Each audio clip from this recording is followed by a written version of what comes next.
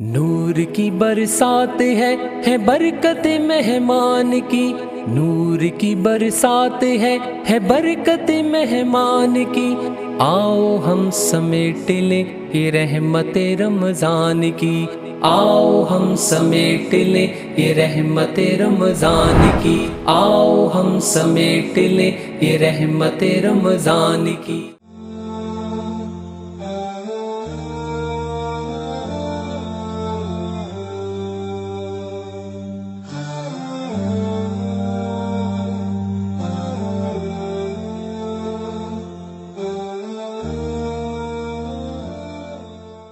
الحمدللہ رب العالمین والعاقبۃ للمتقین والصلاة والسلام علی اشرف الانبیاء والمرسلین وعلی آلہ وصحبہ اجمعین، اما بعد فاعوذ باللہ السمیع العلیم من الشیطان الرجیم، بسم اللہ الرحمن الرحیم۔ کلوا واشربوا حتی یتبین لکم الخیط الابیض من الخیط الاسود من الفجر ثم اتموا الصیام الی اللیل، صدق اللہ العظیم۔ اللہم صلی علی محمد وعلی آل محمد کما صلیت علی ابراہیم وعلی آل ابراہیم انک حمید مجید، اللہم بارک علی محمد وعلی آل محمد کما بارکت علی ابراہیم وعلی آل ابراہیم انک حمید مجید، رب اشرح لی صدری ویسر لی امری واحلل عقدۃ من لسانی یفقہوا قولی۔ محترم ناظرین کرام، بزرگان دین اور میری عزیز ماؤں اور بہنوں بھائیوں، السلام علیکم ورحمۃ اللہ وبرکاتہ۔ میں آپ کا میزبان عبدالوہاب آپ کو پروگرام رحمت رمضان میں خوش آمدید کرتا ہوں۔ ناظرین، رمضان المبارک کا دوسرا عشرہ چل رہا ہے۔ اللہ رب العزت کے فضل و احسان سے آپ سب حضرات اس کی برکتوں سے مستفیض ہو رہے ہیں، اور اللہ تعالیٰ مجھے آپ کو ہم سب کو بخیر و عافیت رمضان المبارک گزارنے کی توفیق عطا فرمائے اور رمضان کی کامل برکت عطا فرمائے۔ کامل برکت کیا ہے کہ جس دن لیلۃ الجائزہ ہو، یعنی آخری دن ہو رمضان کا، اور رات ہو چاند رات جس کو کہا جاتا ہے، عربی میں جس کو انعام کی رات کہا جاتا ہے، اس دن جب اللہ رب العزت فرشتوں کے ذریعے سے اعلان کروائیں کہ تمہاری سب کی مغفرت ہو گئی، قوموا مغفور لکم قد بدلت سیئاتکم الحسنات، کہ تم سب کی مغفرت ہو گئی، تمہاری سیئات کو، تمہارے گناہوں کو نیکیوں سے بدل دیا گیا، تو جب وہ اعلان ہو تو اس اعلان میں میرا اور آپ کا، ہم سب کا نام بھی شامل ہو، تو اللہ تعالیٰ مغفرت کا اعلان کر رہے ہوں تو میری اور آپ کی بھی مغفرت ہو جائے۔ ناظرین، حضور اکرم صلی اللہ علیہ وسلم افطار کیسے کرتے تھے، آپ کا طریقہ کار کیا تھا افطار کا، اور کس چیز سے افطار کرتے تھے، تو تھوڑا سا افطار کے وقت کے حوالے سے، افطار کی دعا کے حوالے سے آج تذکرہ کر لیتے ہیں، کیونکہ افطار کا وقت انتہائی بابرکت وقت ہوتا ہے، مبارک وقت ہوتا ہے۔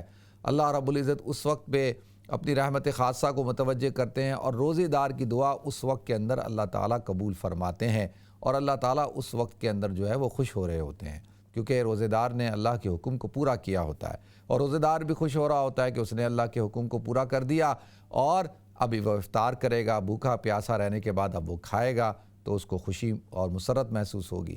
تو لہذا اس حوالے سے چند گزارشات آپ حضرات کے سامنے پیش کرنی ہے۔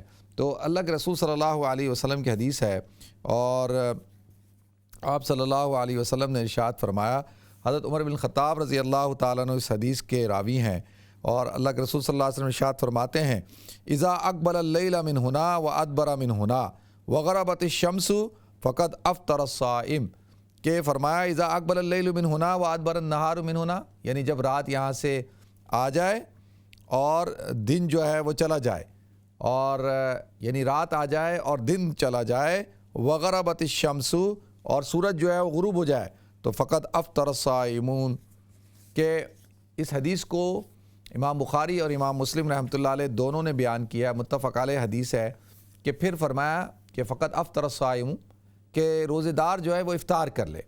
اب اس سے کیا بات پتہ چلی؟ اس سے بات پتہ چلی کہ جیسی ہی رات شروع ہو جائے تو افطار کر لے، روزے دار کو افطار کر لینا چاہیے۔ قد افطر الصائمون، دیکھیں افطرہ کا جو لفظ ہے اس کے اندر ایک بڑا ایک لطیف نقطہ ہے، وہ یہ ہے کہ ایک تو مطلب یہ ہے کہ اب وہ روزے دار نے افطار کر لیا، اس کا افطار کا وقت ہو گیا، افطار ہو گیا، یعنی اس نے افطار کر لینا چاہیے، گویا کہ اس کا افطار ہو گیا۔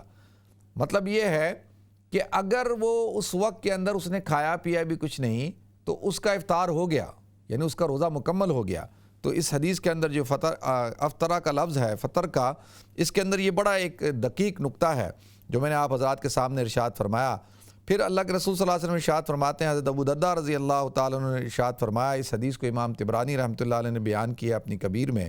آپ فرماتے ہیں کان رسول اللہ صلی اللہ علیہ وسلم، کہ رسول اللہ صلی اللہ علیہ وسلم کیا کرتے تھے، اذا کان صائما، کہ رسول اللہ صلی اللہ علیہ وسلم جب کرتے تھے جب روزہ یعنی روزے کا جب وقت افطار کا وقت قریب ہوتا تھا تو امرن رجلاً، تو آپ صلی اللہ علیہ وسلم جو ہے وہ کیا کرتے تھے، ایک شخص کو حکم دیتے تھے کہ وہ یقوم علی نشر، کہ وہ ایک پہاڑی کے اوپر چلا جائے، اور من الارض یعنی پہاڑی کے اونچے زمین کی اونچی جگہ پہ یعنی کسی پہاڑی پہ کسی ٹیلے پہ چلا جائے.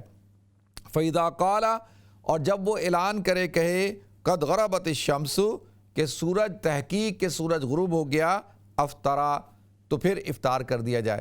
یعنی حضور اکرم صلی اللہ علیہ وسلم اس طرح سے افطار کرتے تھے کہ ایک شخص کو مقرر کر دیتے تھے کہ بھئی تمہاری ڈیوٹی ہے کہ تم پہاڑی کے چوٹی پہ یا پہاڑی کے ایک ٹیلے کے اوپر کھڑے ہو جاؤ زمین کے اونچے حصے پہ، اور اس بات کا دھیان رکھو جیسے سورج غروب ہو مجھے بتا دو، اور تاکہ ہم جو ہے وہ کیا کر لیں، ہم جو ہے وہ افطار کر لیں. تو یعنی اس بات کا کامل یقین ہو جاتا تھا کہ بھئی سورج غروب ہو گیا تو اللہ کے رسول صلی اللہ علیہ وسلم جو ہے وہ افطار کرتے تھے. تو اس سے بات پتہ چلی کہ بغیر کسی شرعی عذر کے افطار کو ڈیلے نہیں کرنا چاہیے، یعنی افطار کو ڈیلے نہیں کرنا چاہیے. اب دیکھیں ایک بات ذہن میں بٹھائیں، جو نقطہ ہے وہ یہ ہے کہ بھئی ایک آدمی کو پہاڑی کی چوٹی پہ کھڑا کرنے کی ضرورت کیوں پیش آتی تھی؟ بھئی جیسے اب سورج غروب ہوگا اندھیرا ہو جائے گا، اگر بہت دیر سے افطار کرنا ہو تو سورج تو غروب ہو کے اندھیرا ہو جائے گا، تو پھر آدمی کی کیا ضرورت تھی؟ بھئی اندھیرا ہو گیا اس کا مطلب سورج غروب ہو گیا اور آپ افطار کر لیں. تو اس کا مطلب یہ تھا کہ افطار کے اندر جو ہے وہ اس بات کا اہتمام ہوتا تھا کہ جیسی سورج غروب ہو ویسے ہی افطار کیا جائے. آگے میں وہ حدیث پیش کرتا ہوں جن کے اندر اللہ کے رسول صلی اللہ علیہ وسلم نے فضیلت بیان کی ہے تاجیل افطار کے حوالے سے. تو لہذا اب یہ جو بات اس میں دیکھیں اس میں ایک بات سمجھ میں آ گئی کہ بعض حضرات جو ہیں وہ یہود اور نصارہ وہ کیا کرتے تھے کہ وہ ڈیلے کر کے افطار کرتے تھے. تو ڈیلے کر کے افطار کرنے کے لیے تو پھر تو آپ کو اتنا اہتمام کی ضرورت نہیں ہے کہ کسی انسان کو آپ چڑھائیں پہاڑی کی چوٹی پہ اور وہ جا کے اس بات کا اعلان کرے کہ سورج غروب ہو گیا. وہ تو جیسے اندھیرا ہوگا تو پتہ چل جائے گا ہاں بھئی سورج غروب ہو گیا. تو اللہ کے رسول صلی اللہ علیہ وسلم نے ارشاد فرمایا، دیکھیں اس کو حضرت سہل بن سعد رضی اللہ تعالیٰ عنہ سے روایت کیا ہے، اور اس حدیث کو امام بخاری اور امام مسلم رحمۃ اللہ علیہ نے بیان کیا، لا یزال الناس بخیر ما عجل الفطر، کہ میری امت جب تک میری امت کے لوگ افطار میں جلدی کرتے رہیں گے وہ خیر پہ رہیں گے.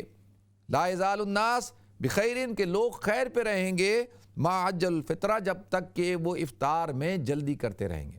اب آپ دیکھیں کہ اللہ کے رسول صلی اللہ علیہ وسلم نے یہاں پہ وضاحت کے ساتھ اس بات کو ارشاد کر دیا، بیان کر دیا کہ بھئی افطار میں جلدی کرو، اور جلدی کرنے میں ہی جو ہے وہ خیر ہے، یعنی خیر بھی اسی میں ہی ہے کہ جلدی کرو. وہ کیوں خیر کیوں ہے؟ وہ اس لیے ناظرین کہ ایک دو باتیں ہو گئی. ایک حدیث آگے جب آئے گی اس میں بھی بیان کر دوں گا کہ وہ جو تشبہ بالنصارى بالیہود نہ ہو، ان کی مخالفت ہو. ایک تو یہ ہے، اور ان کی مخالفت کی وجہ سے دوسرا یہ ہے کہ جب اب اللہ کے حکم کو پورا کر دیا آپ نے، ثم اتموا الصیام الی اللیل، تو لیل جو ہے وہ جیسی سورج غروب ہو گیا لیل آ گئی، تو اب اس کے اندر دیر نہیں کرنا چاہیے. اب دیر آپ کر رہے ہیں تو اس سے کیا ہوگا کہ وہ امت خیر پہ نہیں رہے گی. امت کی خیر کس میں ہے کہ وہ جلدی افطار کرے اور جو ہے وہ اللہ کے حکم کو پورا کرے. اور پھر جلدی افطار کرنے کی فضیلت بیان کی اللہ کے رسول صلی اللہ علیہ وسلم نے. دیکھیں ایک اور حدیث میں اللہ کے رسول صلی اللہ علیہ وسلم نے ارشاد فرمایا، احب عبادی، کہ میرے جو اللہ تعالیٰ کا ارشاد ہے، اللہ فرماتا ہے احب عبادی الیہ، احب عبادی الیہ عاجلہم فطرہ، کہ وہ لوگ مجھے زیادہ بندوں میں محبوب ہیں جو روزہ افطار کرنے میں جلدی کرتے ہیں. امام ترمذی رحمۃ اللہ علیہ نے اس حدیث کو بیان کیا ہے کہ یعنی غروب آفتاب کے بعد بالکل دیر نہ کریں، بالکل دیر نہ کریں، جیسے ہی سورج غروب ہو جائے اس وقت کے اندر افطار کریں اور بالکل دیر نہ کریں. دیکھیں اس حدیث سے بھی بات پتہ چلتی ہے. تو دوسری حدیث ہے جس کو حضرت سہل بن سعد رضی اللہ تعالیٰ نے ارشاد فرمایا کہ لا تزال امتی، کہ میری امت اس وقت تک علی سنتی، کہ میرے طریقے پر رہے گی، میری سنت پہ رہے گی، ما لم تنتظر بفطرها من نجوم، کہ جب تک کہ وہ افطار کے لیے ستاروں کے چٹکنے کا انتظار نہ کریں. یعنی کیا مطلب ہے؟ غروب آفتاب کا یقین ہونے کے بعد فوراً روزہ افطار کر لیا کریں.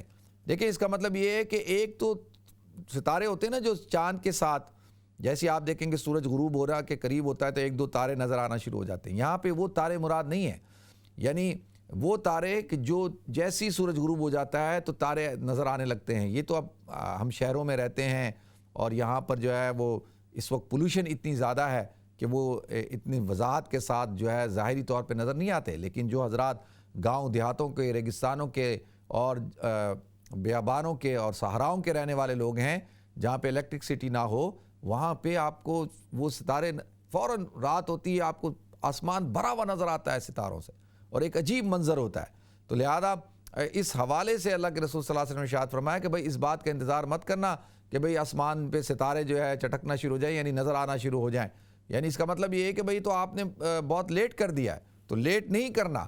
تو اس بات پہ فرمایا کہ پھر اللہ تعالیٰ بھی ارشاد فرماتے ہیں کہ مجھے وہ لوگ زیادہ پسند ہیں جو افطار کرنے میں جلدی کرتے ہیں۔ اور پھر اسی طرح سے اللہ کے رسول صلی اللہ علیہ وسلم کی ایک حدیث ہے کہ دیکھو کہ تم نے یہود اور نصارہ کی مخالفت کرنی ہے، کیونکہ وہ افطار کرنے میں دیر کرتے ہیں، تم نے جلدی کرنی ہے۔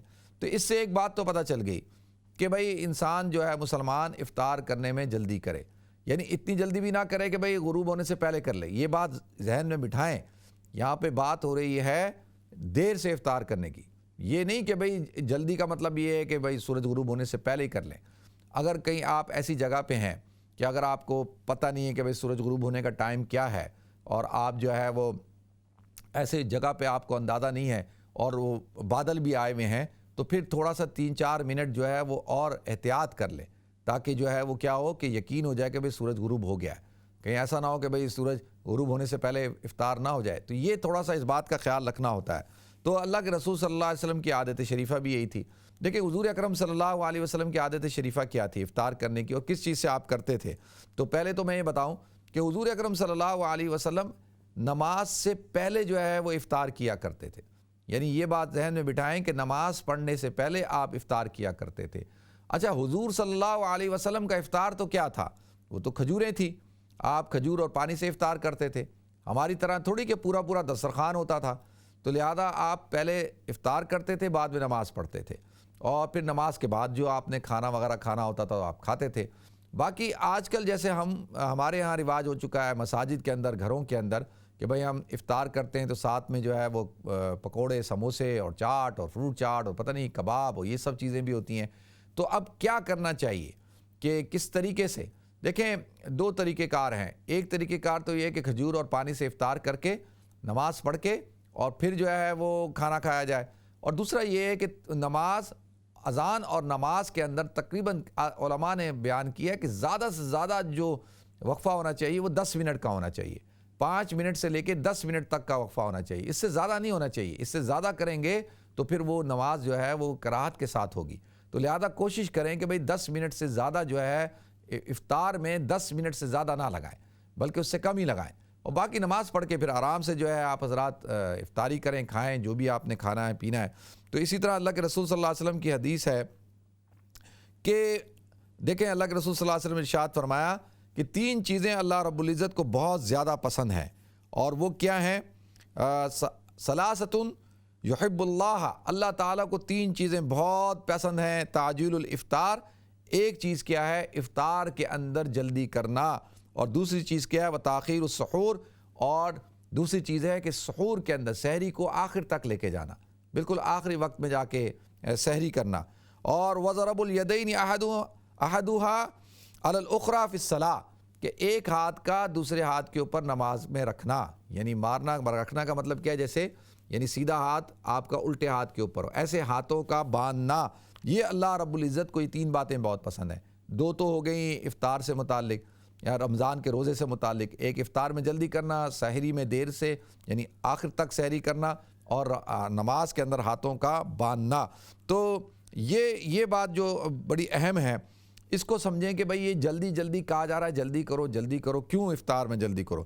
تو حضرت ابو ہریرہ رضی اللہ تعالیٰ عنہ سے روایت ہے کہ رسول اللہ صلی اللہ علیہ وسلم نے ارشاد فرمایا کہ دیکھو قال، اللہ کے رسول ارشاد فرماتے ہیں لا یزال الدین ظاہرا ما عجل الناس الفطرہ، کہ دین اسلام غالب رہے گا جب تک کہ لوگ افطار کرنے میں جلدی کرتے رہیں گے۔ لأن اليہود والنصارى یؤخرون، کہ کیونکہ یہود اور نصارہ جو ہے وہ کیا کرتے ہیں، وہ افطار کرنے میں جو ہے وہ دیر کرتے ہیں۔ اب دیکھیں یہاں پر یہ کیا ہے کہ یہود و نصارہ کے بارے میں بتایا گیا کہ وہ دیر سے کرتے ہیں، آپ جلدی کرو۔ تو اس کا مطلب یہ ہے کہ یعنی جب انسان شریعت پہ عمل کرے گا، اسلام پر عمل کرے گا، حضور اکرم صلی اللہ علیہ وسلم کے دین پر عمل کرے گا، آپ کے فرمان پہ عمل کرے گا، تو دین غالب رہے گا اور مسلمان بھی غالب رہے گا، دین بھی غالب رہے گا۔ جب وہ یہود و نصارہ کی مشابہت اختیار کرنا شروع کر دے گا، ان کے طریقے پہ چل پڑے گا، شریعت کو پس پش ڈال دے گا، حضور کے فرمان پر عمل نہیں کرے گا، تو ظاہر سی بات ہے وہ مغلوب ہوگا۔ اچھا دیکھیں کہ یہاں پر اللہ کے رسول صلی اللہ علیہ وسلم نے جو ارشاد فرمایا ہے نا کہ عجل الافطار عجل الافطار، تو اس کے اندر یہ ہے کہ یہ بات جو ہے وہ کیوں، میں نے عرض کر دیا کہ اس لیے تاکہ یہود و نصارہ کی مخالفت ہو اور اللہ کے حکم کو پورا کیا جائے، جلدی کیا جائے۔ تو اب افطار کا میں نے بتا دیا آپ حضرات کے سامنے کہ بھئی افطار کا مطلب یہ ہے کہ بھئی ایسا نہ ہو کہ بھئی بالکل آپ جو ہے وہ سورج غروب ہونے سے پہلے ہی افطار کر لیں، اس بات کا خیال ہو، اس بات کا پورا یقین ہونا چاہیے کہ بھئی سورج غروب ہو گیا ہے، اور اگر کہیں پہ آپ کو شک ہو رہا ہے تو 2-4 منٹ انتظار کر لینا چاہیے۔ مثال کے طور آپ سفر میں ہیں، ٹریولنگ میں ہیں یا ایسی جگہ پہ ہیں، تو وہاں پہ پھر ایسی بات ہے کہ بھئی کامل یقین ہو جائے سورج غروب ہونے کا، پھر افطار کرنا چاہیے۔ تو لہذا اس بات کو بھی ذہن میں رکھیں کہ ایک دفعہ اللہ کے رسول صلی اللہ علیہ وسلم جو ہے آپ کو دیکھا کہ بھئی سورج غروب ہو گیا، آپ نے افطار کر لیا۔ ایک صحابی آئے اور آنے کے بعد کہا یا رسول اللہ میں نے دیکھا تھا کہ وہ سورج جو ہے ابھی غروب نہیں ہوا تھا، اس کے پیچھے جو ہے وہ غروب ہو رہا تھا۔ تو اللہ کے رسول صلی اللہ علیہ وسلم نے ارشاد فرمایا، اچھا وہ آ کے انہوں نے بتایا جب حضور افطار کر رہے تھے تو یقینی طور پر اتنا ٹائم لگا ہوگا آنے تک، حضور نے کہا بھئی ہمارا سورج جو ہے وہ غروب ہو گیا تھا۔ یعنی جب ہم نے دیکھا تو ہم نے جب یہ دیکھا کہ بھئی سورج غروب ہو گیا تو سورج غروب ہو گیا ہے۔ اب تم جو ہے وہ کہاں سے آ رہے ہو، تم نے ہم سے پہلے دیکھا ہوگا، اس وقت غروب نہیں ہوا ہوگا۔ تو لہذا اس بنا پر اب ایک منٹ ہو گیا، 1 منٹ 2 منٹ 3 منٹ سے کوئی فرق نہیں پڑتا۔ یعنی یہ بات ذہن میں بٹھائیں کہ بھئی اب یہ نہیں ہے کہ جی 1 منٹ 100% ایکوریسی تو نہیں ہو سکتی نا، نہ سحری کے اندر ہو سکتی ہے نہ افطاری کے اندر ہو سکتی ہے، تو 100% تو ایکوریسی کا وہ تو ممکن ہی نہیں ہے۔ اگر 1 منٹ آگے پیچھے ہو گیا، مثال کے طور پہ 1 منٹ پہلے کسی نے افطار کر لیا تو بھائی اس کا روزہ ہو گیا۔ یہ نہیں کہ بھئی آپ کہہ رہے ہیں نہیں تیرا تو روزہ ہی نہیں ہوا، تیرا روزہ ٹوٹ گیا، ایسا نہیں ہے۔ تو یہ بات بھی ذہن میں بٹھائیں۔ جب اطمینان ہو گیا ایک آدمی کو، جب اطمینان ہو گیا کہ بھئی جو ہے وہ افطار ہو چکا ہے اور سورج غروب ہو چکا ہے اور اس نے روزہ کھول لیا، تو 1 منٹ سے کوئی فرق نہیں پڑتا، ٹھیک ہے جی۔ تو یہ بات ذہن میں بٹھانی چاہیے۔ باقی اللہ کے رسول صلی اللہ علیہ وسلم جو ہے وہ کس چیز سے افطار کیا کرتے تھے تو میں اس کو آپ حضرات کے سامنے بیان کر دوں، اور تاکہ ہم حضور اکرم صلی اللہ علیہ وسلم کی اداؤں کو اپنائیں، آپ کی سنتوں کو اپنائیں، تو اس سے کیا ہوگا کہ دیکھیں ایک تو سنت زندہ کرنے کا ثواب ملے گا، اور دوسرا حضور سے محبت کی علامت ہے۔ اللہ رب العزت جو ہے اس شخص سے محبت کرتا ہے۔ حضور نے فرمایا کہ جو مجھ سے محبت کرتا ہے، من احبنی، جو مجھ سے محبت کرتا ہے وہ اس کو فقط من احب سنتی فقط احبنی، جو میری سنت سے محبت کرتا ہے وہ مجھ سے محبت کرتا ہے۔ ومن احبنی کان معی فی الجنہ، اور جو مجھ سے محبت کرتا ہے وہ جنت میں میرے ساتھ ہوگا۔ تو اب افطار کے اندر جو ہے حضور اکرم صلی اللہ علیہ وسلم کس چیز سے افطار کیا کرتے تھے، فرمایا اس حدیث کو حضرت سلمان بن عامر رضی اللہ تعالیٰ سے روایت کیا ہے انہوں نے، اذا کان احدکم صائما، کہ اگر تم میں سے کوئی شخص روزے دار ہو، روزہ رکھا ہو، تو فلیفطر علی التمر، تو اس کو چاہیے کہ تمر کے ساتھ افطار کرے۔ یہ تمر جو ہوتی ہے ناظرین، یہ کیا ہے کہ کھجور، یعنی وہ کھجور جو تھوڑی سی کچی ہو، بالکل پکی بھی نہ ہو، جس کو ہم کھجی بھی کہہ لیتے ہیں۔ تو اگر فَإِلَّمْ يَجِدْ تمر، اگر وہ اس کو تمر نہ ملے تو فعل الماء، تو اس کو چاہیے کہ وہ پانی سے افطار کرے۔ اور فَإِنَّ الْمَاءَ طَهُورٌ، کیونکہ پانی جو ہے وہ پاک صاف چیز ہے۔ تو اب 2 چیزیں ہو گئی، یا تو کھجور سے افطار کرے یا جو ہے وہ پانی سے افطار کرے۔ اچھا اب کوئی شخص ایسی جگہ پہ ہے جہاں پہ کھجور نہیں ہے اس کے پاس، تو وہ پانی سے افطار کر لے۔ اچھا اگر اس وقت پانی بھی نہیں ہے تو کیا کرے؟ پھر جو چیز اس کے پاس ہے کھانے کی اس سے افطار کر سکتا ہے، ٹھیک ہے۔ میٹھی چیز ہو تو زیادہ اچھی بات ہے، کیونکہ وہاں پہ عام طور پر میٹھے کے طور پہ تو کھجور کا استعمال کیا جاتا تھا، تو میٹھی چیز ہو تو زیادہ بہتر ہے۔ میں اس لیے عرض کر رہا ہوں کہ ایک غلط انڈرسٹینڈنگ ڈیولپ ہو چکی ہے لوگوں کے ذہنوں میں جو ہے وہ کہ اگر پانی سے کھجور نہیں ہوتی تو وہ کیا کرتے ہیں؟ نمک سے افطار کرتے ہیں۔ تو یہ نمک سے افطار کرنا کہیں سے بھی ثابت نہیں ہے، تو نمک سے افطار نہیں کرنا چاہیے بلکہ پانی سے کرنا چاہیے، اور کھجور سے کرنا چاہیے۔ کھجور نہ ہو تو پانی سے کرنا چاہیے، پانی نہ ہو تو جو بھی کھانے کی چیز ہے اس سے کر سکتے ہیں، اور بہتر یہ ہو کہ کوئی میٹھی چیز ہو، ٹھیک ہے جی۔ پھر اللہ کے رسول صلی اللہ علیہ وسلم نے ارشاد فرمایا، حضرت انس رضی اللہ تعالیٰ عنہ اس حدیث کے راوی ہیں، اللہ کے رسول صلی اللہ علیہ وسلم نے ارشاد فرمایا، قال کان النبی صلی اللہ علیہ وسلم، کہ نبی کریم صلی اللہ علیہ وسلم کیا کرتے تھے کہ یفطر قبل ان یصلی، کہ آپ جو ہے نماز پڑھنے سے پہلے افطار کیا کرتے تھے، علی رطبات، کہ کس سے؟ رطبات یعنی رطب کھجور سے۔ جیسے میں نے عرض کیا کہ رطب وہ ہوتی ہے کہ جو تھوڑی سی کچی ہو، اس سے آپ کیا کرتے تھے۔ اور اگر یعنی پچھلی حدیث میں بیان کیا کہ تمر سے کرتے تھے، تو تمر سے پہلے جو ہے یعنی کھجور کی جو قسمیں ہیں پہلے رطب ہوتی ہے پھر تمر ہوتی ہے، تو رطب سے کرتے تھے، اگر رطب نہ ہو تو تمر سے کرتے تھے۔ تو فَإِن لَمْ تَكُنْ رُطَبَاتٌ، کہ آپ جب اگر رطب نہیں ہوتی تو فَتُمِيرَاتٌ، تو پھر کس سے کرتے تھے؟ تمر سے کرتے تھے۔ اور فَإِن لَمْ تَكُنْ تُمِيرَاتٌ، اور اگر جو ہے کہ تمر بھی نہیں ہے تو پھر کیا کرتے تھے؟ تو آپ حسوات من ماء، تو آپ جو ہے وہ ایک چلو بھر پانی جو ہے اس سے چند گھونٹ پانی پی لیتے تھے، اس سے آپ افطار کرتے تھے۔ اچھا دیکھیں یہ بات بڑی اہم ہے کہ آپ جو ہے چلو یعنی چند گھونٹ پیتے تھے، تو فوراً خالی پیٹ بہت زیادہ پانی پینا فوراً تو آپ اس سے پڑ جائیں گے، تو تھوڑا سا پانی پی لیں۔ تو بہتر یہ ہے کہ کھجور سے، رطب سے، تمر سے افطار کریں، یہ اللہ کے رسول صلی اللہ علیہ وسلم کی سنت ہے۔ تو اب دیکھیں یہ جو ہے، تو میں نے عرض کیا کہ یہ حضور اکرم صلی اللہ علیہ وسلم نے افطار کرنے کے اندر ترغیب دی ہے کہ بھئی ان چیزوں کے ساتھ جو ہے وہ افطار کرنا چاہیے۔ تو اب یہ تھوڑا سا اس بات کو آپ حضرات سمجھ جائیں کہ بھئی اللہ تعالیٰ نے جو ہے وہ روزے کا جو حکم رکھا ہے، اور اس کے پورا شریعت کے اندر اللہ تعالیٰ نے، حضور اکرم صلی اللہ علیہ وسلم نے اس بات کو بیان کیا۔ اچھا اب ایک اور چیز جو دعا کے حوالے سے ہے، دیکھیں حضور اکرم صلی اللہ علیہ وسلم کی جو حدیث ہے وہ بھی میں آپ حضرات کے سامنے جو ہے وہ پیش کر دیتا ہوں، تاکہ جو ہے دعا کے حوالے سے بھی جو کانسیپٹ ہے وہ تھوڑا سا کلیئر ہو جائے۔ کہ ایک ہمارے ہاں جو دعا چل رہی ہوتی نا ٹی وی کے اوپر بھی، اللہم انی لک صمت وبک آمنت وعلیک توکلت وعلی رزقک افطرت، آپ حضرات نے ٹی وی پہ اکثر یہ دعائے افطار یہ چلتی ہے نا، اللہم انی لک صمت والی۔ تو اب یہ جو ہے کیا یہ دعا، اب ایک بہت زیادہ پروپیگنڈا، میں پروپیگنڈا اس حوالے سے کہہ رہا ہوں کہ بہت زیادہ اس بات کے اوپر بات کی جاتی ہے کہ بھئی یہ دعا ٹھیک نہیں ہے، اور یہ دعا پڑھنا ٹھیک نہیں ہے، یہ دعا ثابت نہیں ہے۔ تو پہلے تو اس بات کو کلیئر کریں کہ بھئی دعا حضور اکرم صلی اللہ علیہ وسلم کون سی دعا کیا کرتے تھے۔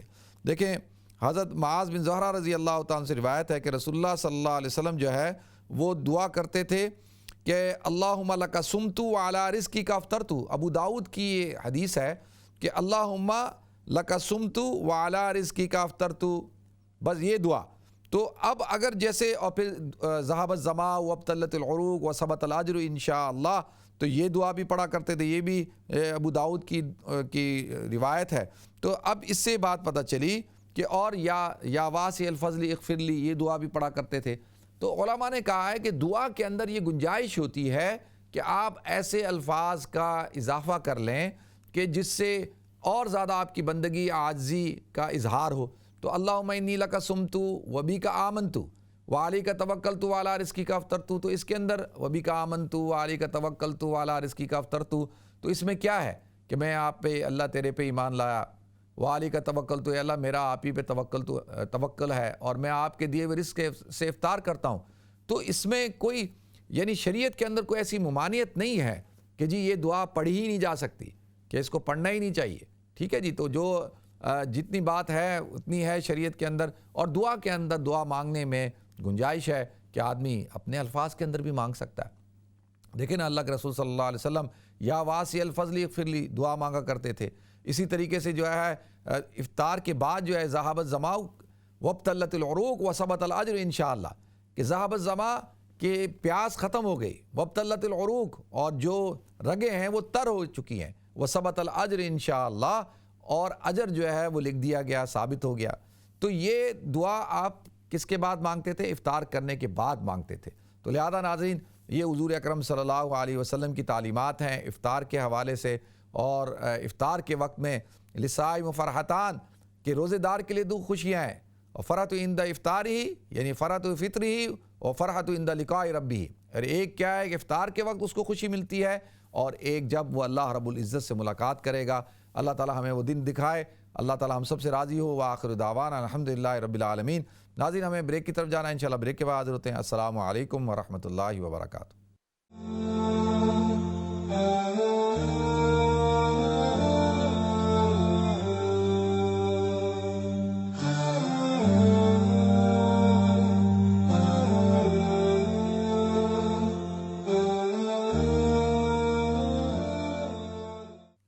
بسم اللہ الرحمن الرحیم۔ السلام علیکم ورحمۃ اللہ وبرکاتہ۔ ناظرین آپ کو ایک دفعہ پھر پروگرام میں خوش آمدید کرتا ہوں۔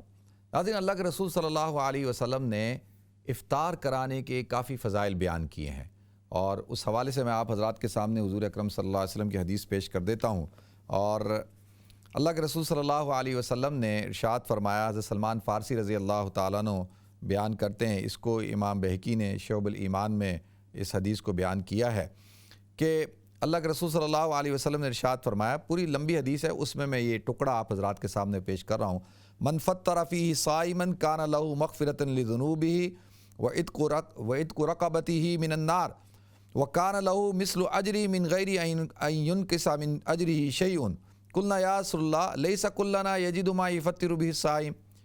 اچھا دیکھیں، اللہ کے رسول صلی اللہ علیہ وسلم نے ارشاد فرمایا کہ جو شخص جو ہے روزے دار کو افطار کرائے تو سب سے پہلے اللہ تعالیٰ اس کی کیا کرتے ہیں، اس کے گناہوں کو معاف کر دیتے ہیں، وعتق رقبتہ من النار، اور اللہ تعالیٰ دوسرا انعام کیا دیتے ہیں کہ اس کو جہنم کی آگ سے نجات عطا کرتے ہیں، اور تیسرا اس کو یہ اجر عطا فرماتے ہیں کہ جس کو روزہ افطار کروا رہا ہے اس کے ثواب میں بھی کوئی کمی نہیں ہوتی، اور اس کو جو الگ سے ثواب دیا جاتا ہے وہ الگ سے دیا جاتا ہے، یعنی افطار کرنے والا اور کرانے والا دونوں کے ثواب میں کمی نہیں ہوتی۔ یعنی میں افطار کرا رہا ہوں اور جو افطار کر رہا ہے تو کہیں ایسا نہیں کہ وہ افطار کرے کہے کہ نہیں میں افطار کر لوں گا اس کی کھجور سے پانی سے تو میرے ثواب میں سے کمی ہو جائے گی اور اللہ میرے ثواب میں سے اس کو دے دے گا افطار کرانے والے کو، ایسا نہیں ہے، بلکہ یہ ایک الگ سے اس کو ثواب عطا کیا جاتا ہے۔ وَكَانَ لَهُ مِثْلُ أَجْرِ مِن، کہ اس کی طرح ہی اور اس کے اجر میں سے کچھ کمی نہیں کی جاتی۔ تو پھر اللہ کے رسول صلی اللہ علیہ وسلم سے ہم نے کہا یا رسول اللہ لیس کلنا یجد ما یفطر بہ الصائم، کہ ہم میں سے کوئی شخص بھی جو ہے وہ اس بات کی استطاعت نہیں پاتا کہ روزے دار کو افطار کرائے، یعنی اتنی اگر ہمارے پاس وسعت نہیں ہے۔ تو فقال رسول اللہ صلی اللہ علیہ وسلم، رسول اللہ صلی اللہ علیہ وسلم نے ارشاد فرمایا، یؤتی اللہ ھذا الثواب من فطر صائما علی مزغۃ لبن او شربۃ من ماء، کہ بھئی اگر کوئی جو ہے کھانا نہیں کھلا سکتا، کھجوروں سے افطار نہیں کرا سکتا، تو کسی نے دودھ کے ایک گھونٹ سے، لسی کے ایک گھونٹ سے، اور شربت من ماء، اور پانی سے، تو پانی تو ہر ایک کے پاس ہے نا، کہ اس سے کرا دے۔ ومن اشبع صائما، اور جو پیٹ بھر کے کھانا کھلاتا ہے، سقى اللہ من حوضی شربۃ لا یظمأ حتى يدخل الجنہ، الی آخر تک حدیث بیان ہوتی ہے کہ پھر اس کو جب تک کہ وہ جنت میں داخل نہ ہو جائے اس کو میرے حوض سے یعنی حوض کوثر سے پانی پلایا جاتا ہے، جو کسی روزے دار کو پیٹ بھر کے کھانا کھلا دے۔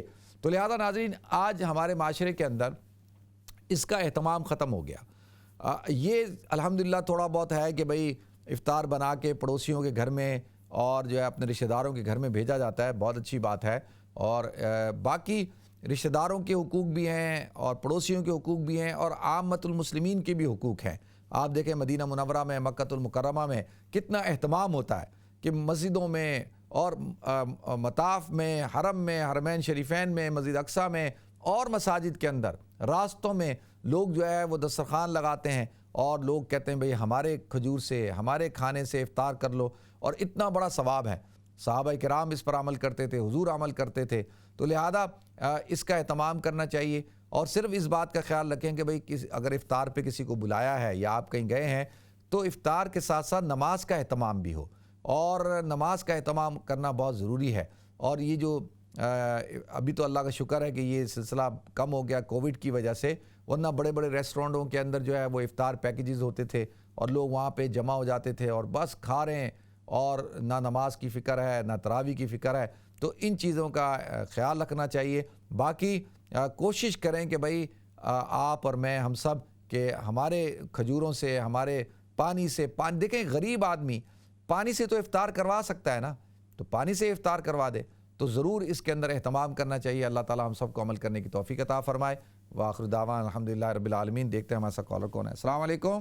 وعلیکم السلام ورحمۃ اللہ وبرکاتہ. مفتی صاحب، سب سے پہلے آپ کو، آپ کے پورے عملے کو اور آپ کے اہل خانہ کو، میرے اہل خانہ اور میری طرف سے سب کو بہت بہت سلام، دعا اور رمضان شریف مبارک. وعلیکم السلام. اللہ تعالیٰ اپنے حبیب پاک کے صدقے سب کو حفظ و امان میں رکھے جی. آمین. تو سوال میرا یہ ہے کہ بچہ جب پیدا ہوتا ہے تو اس بچے کی پرورش ماں باپ کس عمر تک کرنی چاہیے؟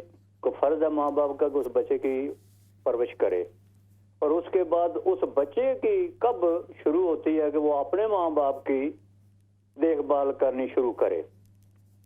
اور اگر ایک بچہ تنہا لے کر آتا ہے تو وہ کہتا ہے جی یہ تو میری تنہا ہے، میں آپ کو کیوں دوں خرچ کرنے کے لیے، تو اس بچے کو کیا کرنا چاہیے؟ گھر سے نکال دینا چاہیے یا اس کو سمجھانا چاہیے یا اس کے ساتھ کیا سلوک کرنا چاہیے؟ ٹھیک ہے، اس کی رہنمائی کر دیں. اللہ تعالیٰ آپ کو اور جزائے خیر عطا فرمائے جی. آمین. خدا بہت حافظ. شکریہ، بہت شکریہ آپ کا.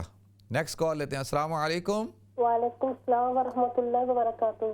کیسے مولانا صاحب؟ ٹھیک ہے الحمدللہ. میں نے ایک دو سوال پوچھنے، وہ صلاۃ التسبیح کے بارے میں، کہ جیسے وہ نفلی نماز ہے نا صلاۃ التسبیح، پہلے تو ہم ہمیشہ سے ویسے پڑھتے جیسے نارمل پڑھتے ہوتے ہیں، سنتے، کیا اس طرح پڑھنی چاہیے جیسے کہ غیر مقتصد سنتے پڑھتے ہیں کہ دو رکعت کے بعد ثنا پڑھنی ہے اور پہلی 2 رکعت کے بعد درود شریف بھی پڑھنا ہے؟ نہیں تو آپ اتنا مشکل کیوں کر رہی ہیں اس کو؟ جس طرح سے آپ نہیں، جس طرح سے آپ پڑھتی تھی بالکل صحیح پڑھتی تھی. ابھی آپ ثنا بھی پڑھنا چاہیے 2 رکعت کے بعد. نہیں ویسے پوچھ رہی ہوں، کیسے سنا ہے نا، ابھی یہاں سے سنا ہے کہ جو نفلی نماز ہوتی ہے نا 4 رکعت والی، اس کے ساتھ ثنا بھی پڑھتے ہیں آفٹر 2 رکعت کے بعد. اور پڑھنا چاہے اس لیے پوچھ، وہ کوئی پڑھنا چاہے تو پڑھ سکتا ہے، ضروری نہیں ہے. اگر کوئی پڑھنا چاہے تو پڑھ سکتا ہے بالکل، اور درود شریف بھی پڑھنا چاہے تو پڑھ سکتا ہے، اس سے نماز ہو جاتی ہے. ٹھیک ہے،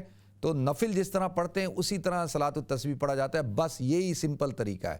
باقی اور چیزوں کا اضافہ کرنا اور اس میں چیزیں ایسے، اس سے کنفیوژن پیدا ہو جاتی ہے. ٹھیک ہے جی، بہت شکریہ آپ کی کال کا، جزاکم اللہ. نیکسٹ کال لیتے ہیں. السلام علیکم.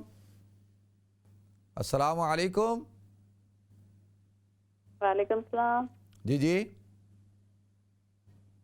وعلیکم السلام. مفتی صاحب کیا حال ہے؟ ٹھیک ہے الحمدللہ، اللہ کرم، شکر اللہ کا. جی مفتی صاحب، میں نے 2 آپ سے سوال پوچھنے ہیں.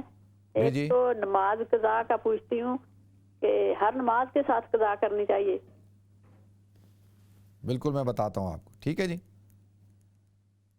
بہت شکریہ. نیکسٹ کال لیتے ہیں. السلام علیکم. السلام علیکم. وعلیکم السلام ورحمۃ اللہ وبرکاتہ. مفتی صاحب آپ ٹھیک ہے؟ الحمدللہ. جی، پہلے تو آپ کے پروگرام کی تعریف کرنی ہے. شروع کا بیان جو ہوتا ہے بہت اچھا ہوتا ہے. اللہ میں عمل کرنے کی توفیق دے. آمین. اور ایک چھوٹا سا سوال ہے مفتی صاحب، گھر میں اگر تعویذ بندے کو کہیں سے مل جائے تو وہ کھولنا چاہیے یا اس کو پھر بہا دیں یا جلا دیں؟ کیا طریقہ کرنا چاہیے؟ چلیں ٹھیک ہے، میں بتاتا ہوں.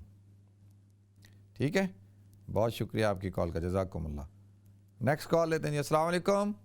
جی وعلیکم السلام. جی میرا آپ نے جو بیان ابھی روزہ کھلانے کا بتایا لوگوں کو بہت اچھا تھا، اور اللہ تعالیٰ ہم سب کو توفیق دے. میرا ایک چھوٹا سا سوال ہے کہ جو روزہ کی حالت میں کسی کو قے آ جائے تو کیا وہ روزہ برقرار رہتا ہے کہ وہ مطلب اس کو کھول لینا چاہیے؟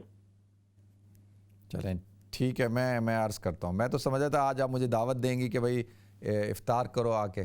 نہیں ہوتا نا، آپ کب آتے ہیں ادھر اپنا پروگرام کرنے تو انشاءاللہ دعوت بھی اللہ تعالیٰ آپ کی دعوت تو ہم لیتے ہیں روزانہ، پر اللہ تعالیٰ ایسا نہیں وہ سب لیتے ہیں، کوئی کرتا نہیں ہے، نہ کوئی کھانے کی دعوت کرتا ہے نہ کوئی افطار کی دعوت کرتا ہے. تو کہہ رہا میں نے کیا، میں نے کہا آج میں پوچھوں گی مفتی صاحب. آج چلیں ٹھیک ہے، بہت شکریہ جی آپ کی کال کا، جزاکم اللہ.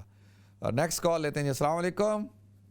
وعلیکم السلام مفتی صاحب، میں عبد المعید بول رہا ہوں اٹلانٹا سے. کیسے ہیں عبد المعید بھائی؟ ٹھیک ٹھاک ہیں؟ اللہ کرم ہے، آپ کی دعائیں ہیں. آپ سے ایک سوال میرا ہے. جی کہ روزہ رکھنے والے کو اتنا ثواب ہے، لیکن کوئی آدمی اگر کسی بیماری کی وجہ سے روزہ نہیں رکھ پا رہا ہے، دل میں تڑپ تو ہے وہ طاقت نہیں مل پا رہی ہے کہ روزہ رکھے. اور ڈاکٹر نے بھی کہا کہ بھائی ابھی تھوڑا سا ہیل ہو رہی ہے آپ کی باڈی, چونکہ میرا برین ہیمریج ہوا تھا, تو آپ جو ہے چاہیں تو ڈیلے کر دیں. تو اس انسان کا کیا ہوگا؟ میں نے تو 15 دن ابھی تک نہیں رکھا, تو میں نے اس کا فدیہ ادا کیا ہے. بعد میں اللہ اگر طاقت دے گا تو رکھیں گے. تو اس انسان کو کیا ثواب ملے گا؟ بالکل بتاتا ہوں. ٹھیک ہے جی, بہت شکریہ آپ کی کال کا. نیکسٹ کال لیتے ہیں. السلام علیکم. وعلیکم السلام. السلام علیکم صاحب. وعلیکم السلام ورحمۃ اللہ وبرکاتہ. اچھا حضرت معاف کریا, میں میٹری زبان سب کو پوچھنا ایک دو سوال ہیں, ٹائم بڑا مختصر ہے. جی جی جی, پہلا سوال ہے حضرت کہ زکات جڑی ایڈوانس 5 سال مثلا حالات کے مطابق جڑا پاکستان آزاد کشمیری چلا چنگے نہیں پوری دنیا تے آہستہ آہستہ بندہ ریلیز کری سکنا سالوں سال. ایک آدمی کی پتہ ہمارے اکاؤنٹ اتنے پیسے انشاءاللہ رہس اگر میں زندہ رہا ہے. چلیں ٹھیک ہے, میں بتاتا ہوں. اچھا حضرت یہ ہے کہ جڑی افطاری نے تساں آخیا اس ملک ہی یورپین ملک ہی حضرت کوئی خاص بندے نہیں دلچسپی رکھنے, تو یہ بھی جڑا نا پاکستان آزاد کشمیری اٹھا جڑا نا افطاری نے بندوبست ہو ہی سکنا, سواب مل ہی سکنا. ہاں تو ادھر بھی ہو, لیکن افطاری دوستوں کو بھی کرانی چاہیے, رشتہ داروں کو بھی کرانی چاہیے, اور امیر لوگوں کو بھی کرانی چاہیے. یہ نہیں کہ صرف جو ہے وہ صرف وہاں کرا دیں, تو یہاں بھی تو کرانی ہوتی ہے نا. جی حضرت تو بالکل ٹھیک فرمانی ہے 1000%, مگر کرونا ہی ہوا تو ایک تعلق بھی تو ہوتا ہے نا. دیکھیں محبت ہوتی ہے, تعلق ہوتا ہے. آپ کسی کو افطار کراتے ہیں, ٹھیک ہے رب انشاءاللہ کرائے جیسا اتھا بھی اپنے بالکل تسی اتھے بھی کراؤ, اتھے بھی کراؤ, تو اتھے بھی کرا سکتے ہو, بالکل کراؤ. ایک جڑا کانسیپٹ ہے نا, اتھے تے سارے دا پیٹ بھرا ہوا ہے تو ضرورت نہیں ہے. جی صدر بالکل ٹھیک فرمانے. تو آدمی جی کوئی کنے ہو دلچسپی نہیں رکھنا جی. آنے تو دلچسپی پیدا کرنی نا, اسی ساڑے بچیاں نو بتانا ہے کہ افطاری دا مقصد کی ہے اور افطار کرانا چاہیے تاکہ انہاں دی تربیت ہوئے نا. ٹھیک ہے انشاءاللہ جی, بہت شکریہ توڑی کال دا, جزاکم اللہ. اچھا, تو یہاں پہلے جو کالر تھے انہوں نے پوچھا کہ جی بچہ جب پیدا ہوتا ہے تو اس کی پرورش کی ذمہ داری کب تک والدین کے اوپر ہوتی ہے. آج کل تو میں آپ کو بتاؤں کہ بچوں کی شادی ہو جاتی ہے نا, اس وقت تک ماں باپ پرورش کر رہے ہوتے ہیں, اور بچوں کے بچے بھی ہو جائے تو ان کی تربیت بھی ماں باپ ہی کر رہے ہوتے ہیں, پرورش بھی ماں باپ ہی کر رہے ہوتے ہیں. آج کل کی اولاد تو یہ حال ہے کہ وہ شادی تک بھی بڑے نہیں ہوتے, ان کے اپنے بچے بڑے ہو جائیں وہ بھی نہیں بڑے ہوتے. تو آج کل پوتے پوتیاں نواسے نواسیوں کو بھی دادا دادی اور نانا نانی ہی سنبھال رہے ہیں. تو بالکل دیکھیں جو شرعی طور پر جو لازمی ہے, دیکھیں نا, وہ تو جب تک بچہ بالغ نہ ہو جائے, اور بچہ بالغ ہوتا ہے 15 سال کی عمر تک. تو 15 سال کی عمر تک, اور یعنی اس سے بڑھ جائے تقریباً 18 سال, تو 15 سال میں نماز وغیرہ فرض ہو گئی, اب وہ بالغ ہو گیا ہے, اور 18 سال کی عمر میں وہ اس قابل ہو جاتا ہے کہ بھئی اس کو یعنی اور کچھ سمجھ بھی آ جاتی ہیں چیزیں. تو تقریباً 15 سال تک تو لازمی ہے کہ بھئی بچے کی کو لک آفٹر کرنا ہے, اس کی ضروریات کو پورا کرنا ہے, اس کو کھلانا ہے پلانا ہے. اور پھر اس کے بعد اللہ کے رسول صلی اللہ علیہ وسلم نے ارشاد فرمایا کہ بھئی وہ جوان ہو جائے اور اس کے لیے پھر اچھا رشتہ ڈھونڈ کے, چاہے وہ لڑکا ہو لڑکی ہو, اس کا نکاح کرانا یہ والدین کی ذمہ داریوں میں شامل ہے. تو یہ تو والدین نے اپنی ذمہ داری ادا کریں گے, اور الحمدللہ میں آپ سے گزارش کروں کہ اس وقت والدین تو اپنی ذمہ داریاں پوری کر رہے ہیں الحمدللہ. تو باقی یہ جو دوسرا سوال کا حصہ تھا کہ اب والدین اگر بوڑھے ہو جاتے ہیں تو بچوں کی کب ذمہ داری بنتی ہے کہ وہ کب تک والدین کا خیال رکھیں. اچھا دیکھیں, والدین اگر بیمار ہو جائیں, اگر بوڑھے ہو جائیں, اور ان کے ساتھ اگر وہ بے روزگار ہو جائیں, اور اولاد جوان ہو جائے, اور صاحب مال ہو اور صاحب روزگار ہو, تو حضور نے فرمایا انت و مالک لابیک. ایک صحابی نے آ کے کہا کہ یا رسول اللہ کہ یہ میرا جو والد ہے مجھ سے پوچھے بغیر میرے پیسے استعمال کر لیتا ہے. تو اللہ کے رسول نے ارشاد فرمایا کہ تم اور تمہارا مال دونوں تمہارے والد کا ہے. انت و مالک, یہ نہیں کہا تمہارا مال تمہارے والد کا, بلکہ تم بھی, وہ تم سے بھی جو کام لینا چاہے وہ لے سکتا ہے, اور تمہیں اس کی خدمت کرنی ہے, اور پیسہ بھی اس کے اوپر خرچ کرنا ہے. اور باپ کو اجازت ہے کہ وہ اولاد کے پیسے کو, ماں باپ دونوں کو, کہ وہ بچوں سے پوچھے بغیر ان کے پیسے استعمال کر سکتے ہیں. یعنی ان کو ضرورت نہیں ہے بچوں سے پوچھنے کے لیے کہ جی یہ آپ کی چیز ہے, یہ آپ کے پیسے ہیں تو ہم آپ سے پوچھیں, نہیں, وہ بغیر پوچھے استعمال کر سکتے ہیں. تو اب یہ تو تربیت ہے نا آج کی جو سوسائٹی ہے, اس سوسائٹی کے اندر جب یہ تربیت کی جائے کہ بھئی تم بالغ ہو گئے اور جو ہے وہ اب جو تم کماتے ہو وہ تمہارا ہے, اور تمہیں اب کوئی ضرورت نہیں ہے والدین کو لک آفٹر کرنے کی، تو یہ بات انتہائی درجے غلط ہے، شریعت کے خلاف ہے، اور اسلام کہتا ہے کہ بھائی والدین کی ذمہ داری کو پورا کرنا چاہیے۔ دیکھیں جو رمضان سے متعلق جو حدیث ہے نا، جو اللہ کے رسول نے ارشاد فرمایا کہ جس کو آپ ایک ممبر کے ایک اس پہ آپ نے قدم رکھا تو آپ نے کہا آمین، تو صحابہ نے پوچھا یا رسول اللہ آپ نے آمین کیوں کہا؟ آپ نے فرمایا کہ جس کو رمضان کا مہینہ ملا اس نے اپنی مغفرت نہیں کروائی تو وہ سب سے بڑا محروم ہے، بدبخت شخص ہے، اس سے بڑا محروم کوئی نہیں کہ رمضان کا مہینہ بھی اس کی مغفرت نہیں کروا سکا۔ تو اب اس کی مغفرت کب ہوگی؟ کون سے مہینے میں وہ توبہ کرے گا، اللہ کو راضی کرے گا، اپنی مغفرت کروائے گا؟ اور دوسری جب سیڑھی پہ قدم رکھا تو آپ نے فرمایا آمین۔ صحابہ نے پوچھا یہ کیوں کہا آپ نے؟ تو آپ نے فرمایا کہ جس کو والدین دونوں یا دونوں میں سے کوئی ایک بڑھاپے میں مل جائے اور وہ ان کی خدمت کر کے اپنے اوپر جنت کو واجب نہ کروائے، یعنی اگر وہ ان کی خدمت نہیں کرتا تو وہ تو محروم ہو جائے گا جنت سے، تو وہ سب سے بڑا بدبخت شخص ہے۔ کہ دیکھیں اب یہاں پر فرمایا جا رہا ہے کہ جنت جب تمہیں ملے گی جب تم اپنے والدین کی خدمت کرو گے تو اس سے تمہیں جنت ملے گی۔ اگر والدین بوڑھے ہو گئے اور اگر آپ ان کی خدمت نہیں کر رہے تو سب سے بڑا بدبخت شخص ہے۔ اور تیسرے درجے پہ فرمایا کہ جس کے سامنے میرا تذکرہ ہو اور وہ میرے پہ درود و سلام نہ پیش کرے تو وہ بھی انتہائی درجے محروم اور بدبخت شخص ہے۔ تو اللہ تعالیٰ جو ہے وہ ہمیں والدین کی قدر کرنے کی، ان کا احترام کرنے کی، ان کی عزت کرنے کی توفیق عطا فرمائے۔ دوسرا کال لے لیں پہلے۔ اچھا جی، السلام علیکم۔ السلام علیکم۔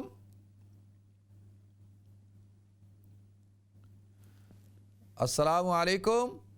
وعلیکم السلام ورحمۃ اللہ وبرکاتہ۔ بیٹے کیا حال، آپ ٹھیک ہیں؟ میں ٹھیک ہوں آنٹی، آپ خیریت سے ہیں؟ ٹھیک ہیں۔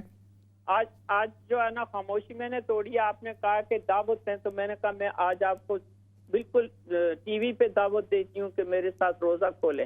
میں یہاں بیٹھ کے کھولوں اور آپ اپنے گھر میں بیٹھ کے کھولیں؟ نہیں نہیں نہیں نہیں، ٹی وی پہ افطار تو ایسے ہی ہوگا تو میں آپ کو اسپیشلی لے کے آؤں گی۔ اچھا دیکھیں میں نے تو ایسے دل لگی کے طور پہ کہا ہے، میں تو نہیں نہیں نہیں نہیں، یہ وعدہ میرے ساتھ آپ نے۔ اچھا ابھی میں نے وعدہ نہیں کیا، وہ تو میں نے تو اظہار کیا تھا، وعدہ ابھی کہاں ہوا ہے۔ تو اللہ آپ کو برکت دے، اور رمضان تو آپ کو پتا ہے میں کافی بزی ہوتا ہوں نا، اسی لیے تو میں جان بوجھ کے ٹیلی ویژن پہ آئی ہوں نہیں بالکل صحیح ہے جی، اللہ آپ کو برکت دے جی، اللہ آپ کو برکت دے، بہت شکریہ، اور آپ کو اللہ مجھے افطار کرانے کا ثواب دے دے جی، شکریہ جی، بہت شکریہ۔ نیکسٹ کال لے لیں یا جواب دے لوں؟ السلام علیکم۔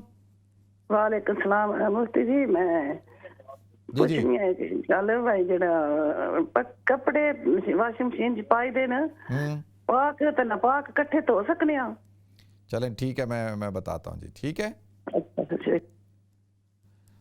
اچھا آپ کال نہیں لیں گے کیونکہ سوالات کے جوابات دینے ہیں نا۔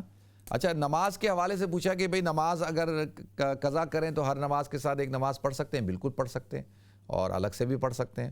دوسرا سوال پوچھا ہے کہ گھر میں اگر تعویذ ملے تو کیا کریں؟ ان تعویذوں کو جو ہے پانی میں بہا دیں۔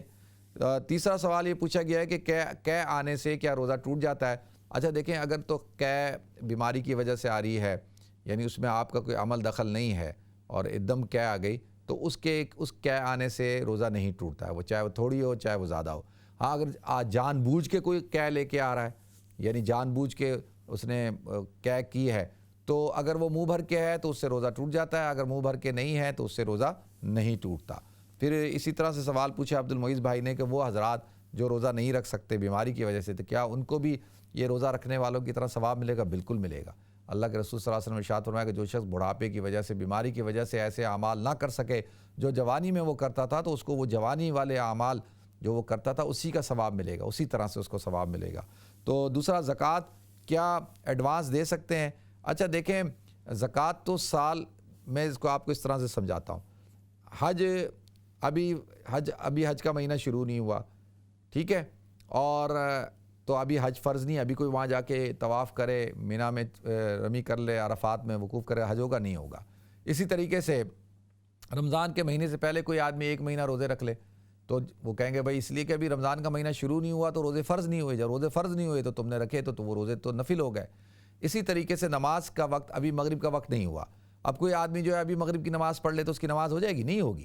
اس لیے نہیں ہوگی کہ بھئی ابھی مغرب کا وقت ہی نہیں ہوا، جب مغرب کا وقت ہوگا تو نماز فرض ہوگی تو اس کو ادا ہوگا۔ اچھا زکوٰۃ کے حوالے سے یہ ہے کہ اب زکوٰۃ جو ہے وہ کیونکہ عبادت بدنیہ نہیں عبادت مالیہ ہے، اگرچہ آپ کے اوپر زکوٰۃ فرض ہو چکی ہے اور آپ ماضی کی زکوٰۃ بھی ادا کر رہے ہیں کہ بھئی بہت سارے لوگوں نے زکوٰۃ ادا نہیں کی تھی تو وہ ادا کر دیتے ہیں، اور بہت سارے لوگ کہتے ہیں کہ یار ابھی ضرورت زیادہ پیش آ گئی ہے تو کیا ایڈوانس میں ہم زکوٰۃ دے سکتے ہیں؟ تو زکوٰۃ فرض تو اس وقت ہوتی ہے جب سال گزرتا ہے، تو لہذا اب اس کے اندر علماء کی دو رائے، ایک رائے یہ ہے کہ اگر کوئی ایسے حالات ہوں، ایمرجنسی ہو، کوئی ایسا ہو تو اس وقت میں ایڈوانس زکوٰۃ دی جا سکتی ہے، لیکن دوسرے علماء یہ کہتے ہیں، جو دوسروں کی رائے ہے وہ یہ کہ بھئی ابھی زکوٰۃ تو فرض ہوئی نہیں تھی اس کے اوپر، بھئی اگلے سالوں کی تو ہوئی نہیں، جب ہوئی نہیں تو وہ کیسے ادا کر رہا ہے؟ تو وہ تو ابھی امکان کے اوپر ہے نا، تو وہ کہتے ہیں کہ نہیں جب تک ادا یہ زکوٰۃ نہیں ہوگی بلکہ صدقہ ہوگا، ٹھیک ہے جی، تو بہتر یہی ہے کہ بھئی ابھی زکوٰۃ ابھی ادا کریں اور اس کے علاوہ صدقہ دیں، اور جب زکوٰۃ فرض ہو جائے اس وقت میں زکوٰۃ ادا کریں۔ دوسرا جو ہے وہ میری بہن نے سوال پوچھا ہے کہ کیا کپڑے ناپاک کپڑے واشنگ مشین میں ڈالیں اور پاک کپڑے ڈالیں تو کیا وہ پاک ہو جاتے ہیں؟ اچھا دیکھیں، واشنگ مشین میں کپڑے ڈالنے سے وہ اسپرنگ ہوتا ہے نا، پانی نکلتا ہے پھر ڈلتا ہے پھر نکلتا ہے، تو بالکل کپڑے جو ہے وہ پاک ہو جاتے ہیں، اور اس کے اندر جو ہے یہ نہیں کہ کپڑے ناپاک ہوتے ہیں، کپڑے پاک ہو جاتے ہیں کیونکہ وہ تو کئی دفعہ جو ہے اس کو پانی سے جو ہے وہ صاف کر دیتا ہے، دھو دیتا ہے، ٹھیک ہے جی۔ اللہ تعالیٰ ہم سب کو عمل کرنے کی توفیق عطا فرمائے۔ بالکل پروگرام کے آخر میں ناظرین دعا کر لیتے ہیں، بہت سارے لوگوں نے دعاؤں کے لیے کہا ہے، آپ سب حضرات سے میری گزارش ہے کہ آپ سب حضرات جب بھی افطار کے وقت میں خاص طور پہ اللہ کے رسول صلی اللہ علیہ وسلم نے ارشاد فرمایا کہ روزہ دار کی دعا قبول ہوتی ہے اور اللہ تعالیٰ اس کی دعا کو رد نہیں کرتے، بشرطے کہ وہ گناہ کی دعا نہ ہو اور قطع رحمی کی دعا نہ ہو، اور بلکہ خیر کی دعا ہو، اور اسی طریقے سے سحری کے وقت، تہجد کے وقت اللہ تعالیٰ ہم سب کو عمل کرنے کی توفیق عطا فرمائے۔ سبحان اللہ و بحمدہ، سبحانک اللہم و بحمدک، نشہد ان لا الہ الا انت، نستغفرک و نتوب الیک۔ اللہم ربنا آتنا فی الدنیا حسنہ وفی الآخرۃ حسنۃ وقنا عذاب النار۔ اللہم تقبل منا صیامنا و قیامنا و رکوعنا و سجودنا واجعلنا من اتقاء شہر رمضان۔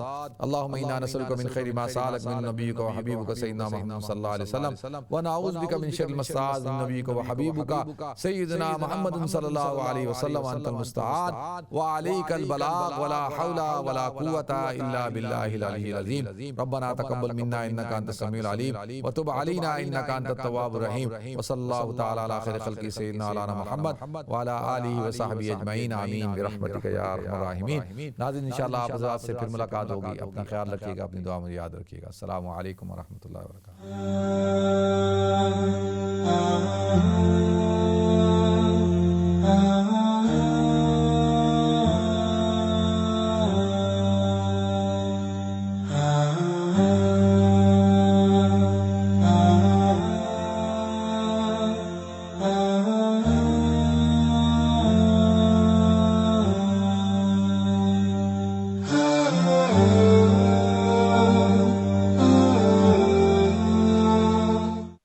نور کی برسات ہے برکت مہمان کی، نور کی برسات ہے برکت مہمان کی، آؤ ہم سمیٹ لیں یہ رحمت رمضان کی، آؤ ہم سمیٹ لیں یہ رحمت رمضان کی، آؤ ہم سمیٹ لیں یہ رحمت رمضان کی۔